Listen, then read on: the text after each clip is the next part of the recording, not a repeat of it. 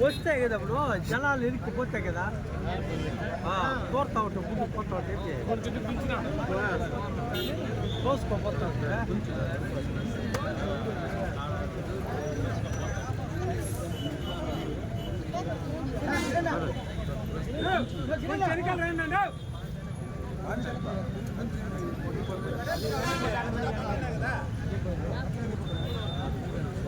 ಕೆಳಗಡೆ ಪೈ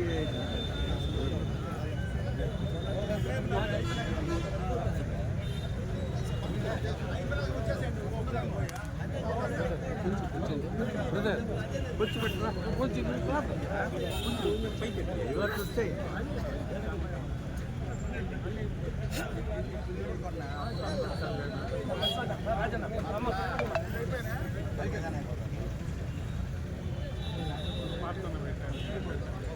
ఆడాడ ముఖ్యమైన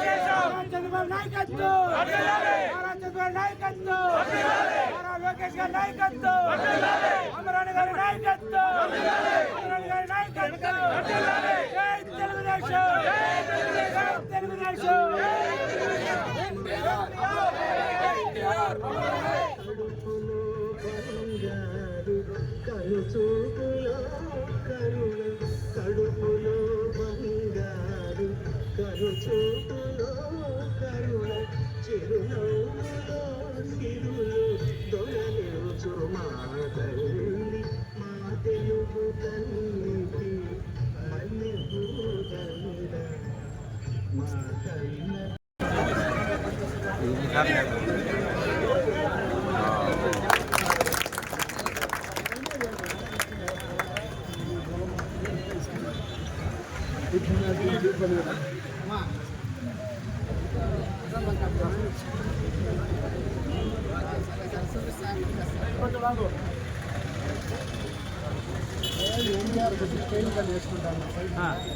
ఎన్టీఆర్ అమ్మర ఇప్పుడు చెప్పు ఎన్టీఆర్ అమ్మర వద్దా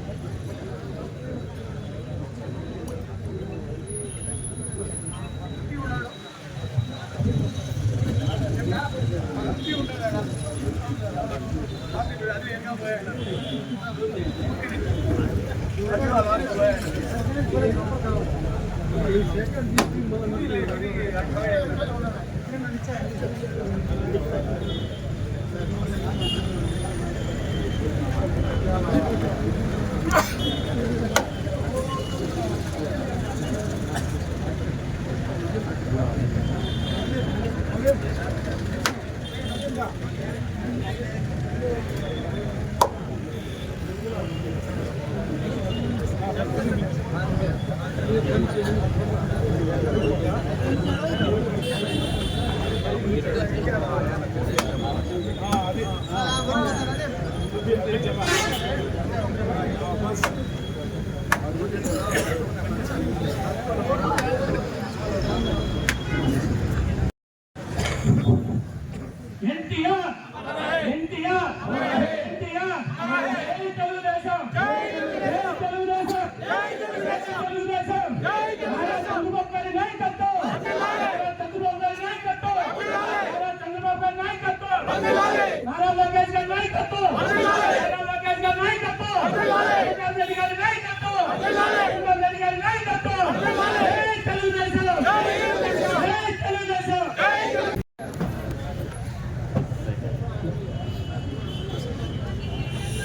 నందమూరి తారక రామారావు గారు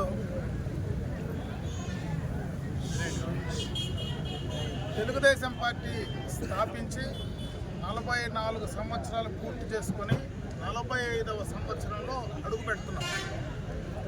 ఒక ప్రాంతీయ పార్టీ భారతదేశ చరిత్రలో 45 సంవత్సరాలు ఏకధాటిగా ఈరోజు అటు అధికారంలో ప్రతిపక్షంలో తెలుగుదేశం పార్టీ అధికారంలో చేసినటువంటి కార్యక్రమాలు కావచ్చు, ప్రతిపక్షంలో అధికార పార్టీని ఏ రకంగా ప్రజల వైపు మళ్లించడానికి చేసినటువంటి సూచనలు కావచ్చు, నిరసనలు కావచ్చు, చాలా పెద్ద చరిత్ర కలిగినటువంటి ఈ పార్టీ స్థాపనలోనే పేద బడుగు బలహీన వర్గాలకు, అట్టడుగు ప్రజలకు న్యాయం జరిగిందనడానికి ఈరోజు 45 సంవత్సరాలు అడుగు పెడుతూ కీర్తిశేషులు మరి ఎన్టీ రామారావు గారిని ఒకసారి స్మరించుకోవాల్సినటువంటి అవసరం ఉందని చెప్పి సందర్భంగా నేను భావిస్తూ ఉన్నా.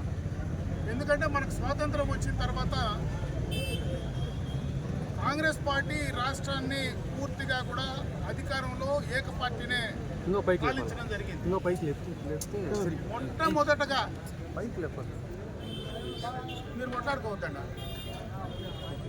మొట్టమొదటగా తెలుగుదేశం పార్టీ స్థాపించిన తర్వాతనే రాజకీయంగా సామాన్యమైనటువంటి యువకులను ఈరోజు రాజకీయాల్లోకి తీసుకొచ్చి రాష్ట్ర స్థాయిలో బీసీలకు, బలహీన వర్గాలకు, ఎస్సీ ఎస్టీలకు, మైనారిటీలకు అవకాశం కల్పించింది తెలుగుదేశం పార్టీ ప్రభుత్వమే, తెలుగుదేశం పార్టీ సిద్ధాంతాలు అని చెప్పే సందర్భంగా కూడా తెలియజేసుకుంటున్నాం.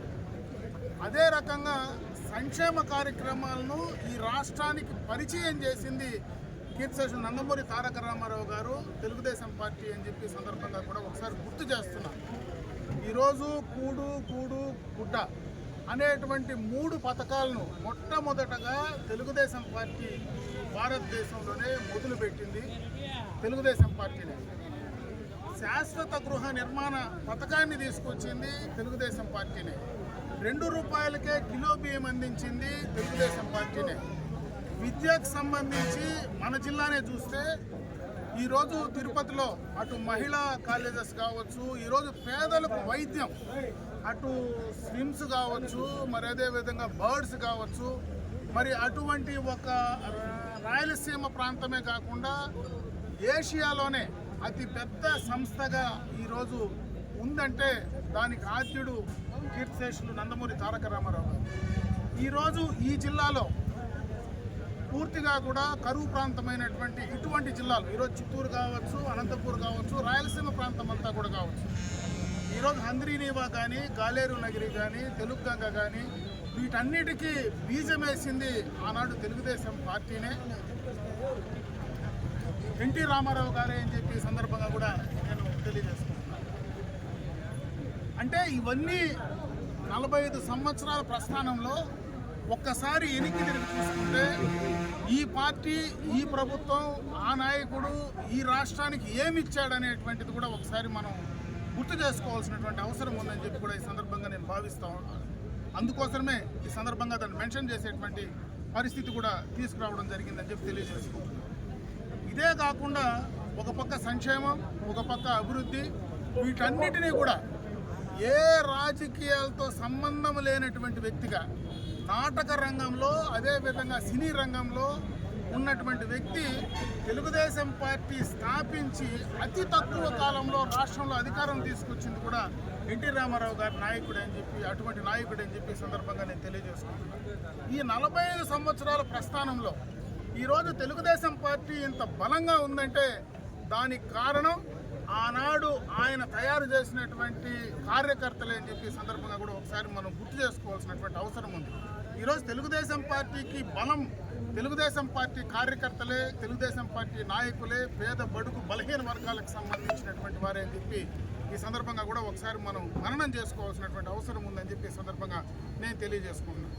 ఈరోజు నేను రాజకీయాల్లో ఉన్నానంటే దానికి తెలుగుదేశం పార్టీనే ప్రధానంగా. ఈరోజు నేను రాజకీయాల్లో ఈ స్థాయికి ఎదిగానంటే దానికి ప్రధానంగా కీర్తిశేషులు నందమూరి తారక రామారావు గారే అని చెప్పి సందర్భంగా కూడా ఒకసారి చెప్పాల్సినటువంటి అవసరం ఉంది. ఈరోజు నా రాజకీయ ప్రస్థానం కూడా దాదాపు 45 సంవత్సరాలు నా రాజకీయ ప్రస్థానం కూడా జరిగింది. మొట్టమొదటగా తెలుగుదేశం పార్టీ స్థాపించిన రోజు రూపాయి సభ్యత్వంతో మొదలుపెట్టిన, నేను కాలేజీ నుంచి ఇంటికి వస్తేనే రూపాయి సభ్యత్వంతో ఆ రోజు మణిమంతు నాయుడు ద్వారా ఈ యొక్క చౌడేపల్లి బ్లాక్లో సమితిలో మొట్టమొదటిగా చేసింది ఆనాడు నేనే. నా తర్వాతనే అటు చంద్రబాబు నాయుడు గారు కావచ్చు, మా తండ్రి ఎన్టీ రామకృష్ణారెడ్డి గారు కావచ్చు, ఇద్దరు కూడా ఆ తర్వాత రాజకీయాల్లో పార్టీలో చేరినటువంటి సందర్భాన్ని కూడా ఒకసారి గుర్తు చేస్తా ఉన్నాం. అంతకు మునిపే మొట్టమొదటగా ఎన్టీ రామారావు గారు చదువుకున్నప్పటి నుంచి కూడా ఎన్టీఆర్ అభిమానిగా, ఎన్టీఆర్ యొక్క అభిమాన సంఘాలకు సంబంధించినటువంటి వ్యక్తిగా ఆ రోజు పార్టీలో మేమందరం కూడా ఆకర్షితులై ఈ తెలుగుదేశం పార్టీలోకి రావడం, ఈరోజు 45 సంవత్సరాలుగా ఆ పార్టీతో కలిసి మెలిసి ఉండడం, రాజకీయాల్లో ఇంత స్థాయికి ఎదగడానికి ఆనాడు తెలుగుదేశం పార్టీ యొక్క నాయకత్వ యొక్క ఆలోచనలు కావచ్చు, ఎన్టీ రామారావు గారి యొక్క స్ఫూర్తి కావచ్చు, ఈరోజు రాజకీయాల్లో ఉన్నాం. ఈ పార్టీ ఇదే విధంగా 45 వసంతాలే కాకుండా ఇంకా 100 సంవత్సరాలకు కూడా ఈ తెలుగుదేశం పార్టీని, ఎన్టీ రామారావు గారిని మర్చిపోయేటువంటి పరిస్థితి లేదని చెప్పి కూడా ఈ సందర్భంగా గుర్తు చేస్తున్నాం. ఈరోజు కార్యకర్తలమందరం కూడా ఎన్టీ రామారావు గారి ఆశయాలు, ఆ రోజు ఏదైతే తెలుగుదేశం పార్టీ స్థాపించినప్పుడు ఆయన ఏ ఆశయాలతో అయితే తెలుగుదేశం పార్టీని స్థాపించారో ఆ ఆశయాలు కొనసాగించడానికి మనమందరం కూడా కంకణబద్దులై పనిచేయాలని చెప్పి ఈ సందర్భంగా కూడా నేను మరొకసారి గుర్తు చేస్తూ, ఆ యొక్క ఆశయాలకు అనుగుణంగానే ఈరోజు ఈ రాష్ట్రంలో చంద్రబాబు నాయుడు గారు కావచ్చు, లోకేష్ బాబు గారు కావచ్చు, ఆ ఆశయాలకు అనుగుణంగానే ఈరోజు పనిచేస్తూ ఉన్నారు.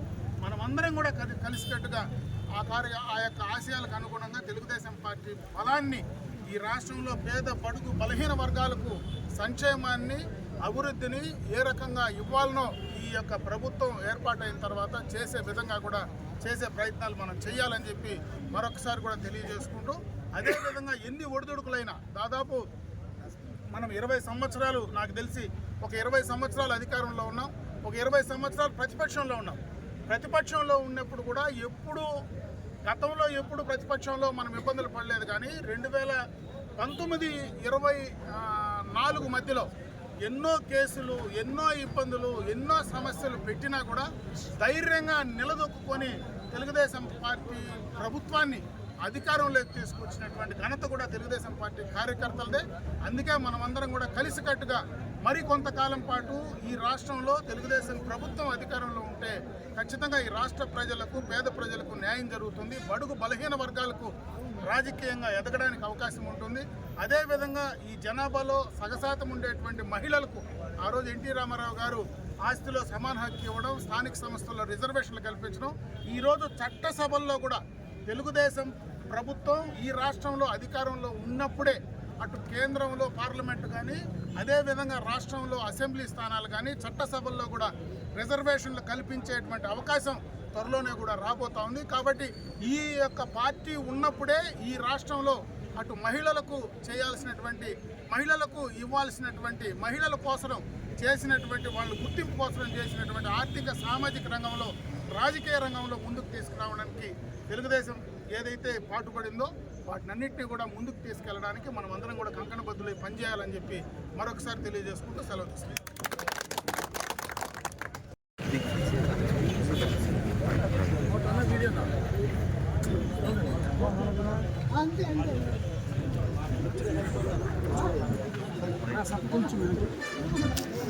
తీసుకో ఫ్రేమ్ తీసుకుంటే తీసుకో ఓకేనా తీసుకో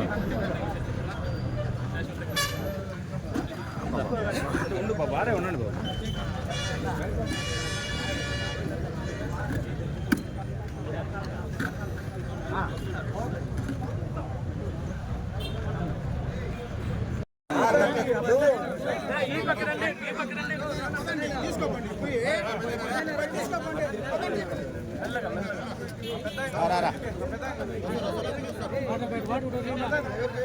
వచ్చేయండి అమరన్న గారి నాయకత్వం, అన్నదాత అమరన్న గారి నాయకత్వం, అన్నదాత అమరన్న గారి నాయకత్వం, అమరన్న గారి నాయకత్వం, అమరన్న గారి నాయకత్వం.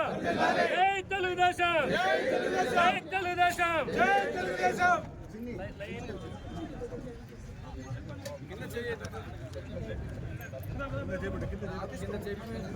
తీసుకుంటా పోతా ఉండండి.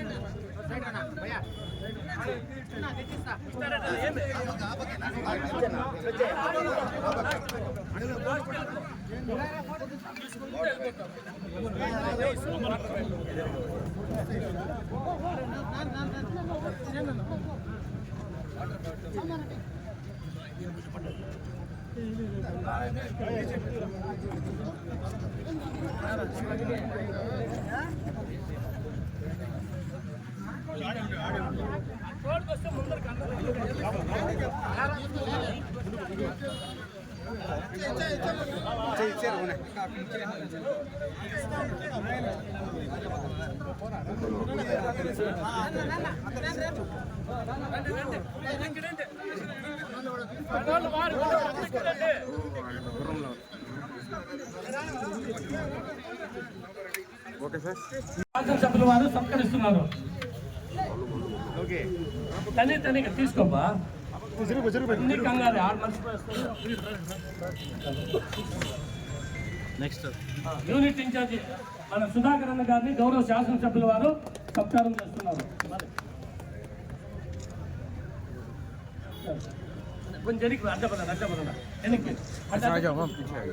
యూనిట్ ఇన్ఛార్జి కోటేశ్వర్లు గారిని మన గౌరవ శాసనసభ్యులు గారు సత్కారం చేస్తున్నారు.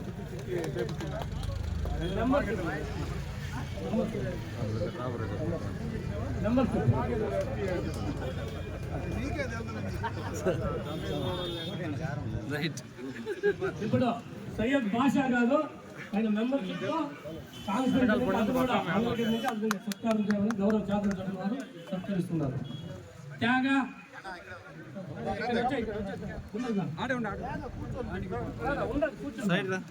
ఈయన 32 కేసులు ఎదుర్కొన్నారు గత ప్రతిపక్షంలో ఉన్నప్పుడు. ఆయనకు మంగళగిరి ఇంకా సత్కారం చేయాల్సిందిగా గౌరవ శాసనసభ్యుల వారితో సత్కారం అందుకుంటున్నారు. సుబ్రహ్మణ్యం కెలవాతి సుబ్రహ్మణ్యం వాళ్ళేమో సుబ్రహ్మణ్యం టి సుబ్రహ్మణ్యము అఖిల్ రెడ్డి ఆయన బెంగళూరులో ఏదో వాళ్ళ బ్రదర్కి అనివార్యకరణ వల్ల హెల్త్ బాగాలేదు అక్కడ ఉన్నారు చెప్పాలి గౌరవ శాసనసభ్యుల వారికి. ఎందుకంటే ఈ రోజు సోషల్ మీడియా అనేది చాలా కీలకము. పార్టీ ఏం చెప్తుందో మనమంతా తూచా తప్పకుండా పాటిస్తే రేపు వీళ్ళు రేపు మనం కూడా రావాలని ప్రతి ఒక్కరు కూడా దీన్ని అందుకొని వాళ్ళకే కదా మనందరికీ కూడా సన్మానం ఉంటుందని కూడా సవినయంగా తెలియజేసుకుంటున్నాం.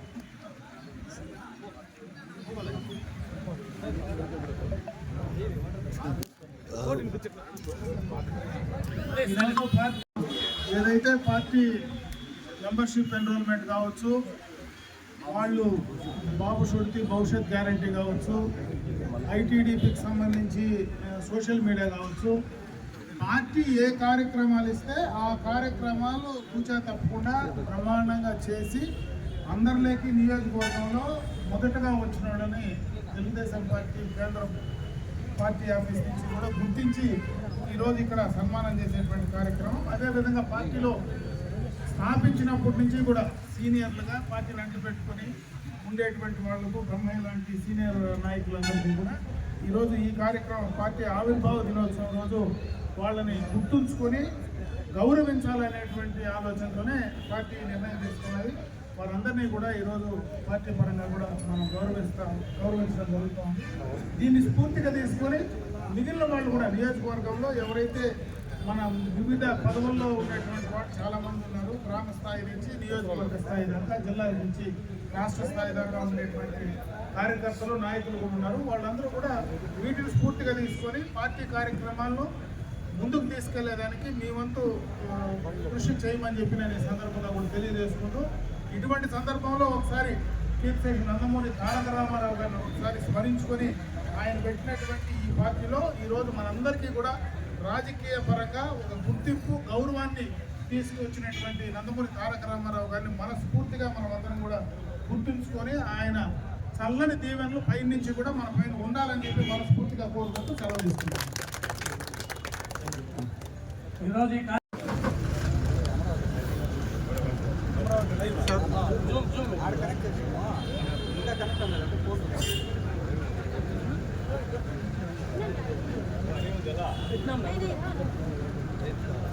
ఓకేనా?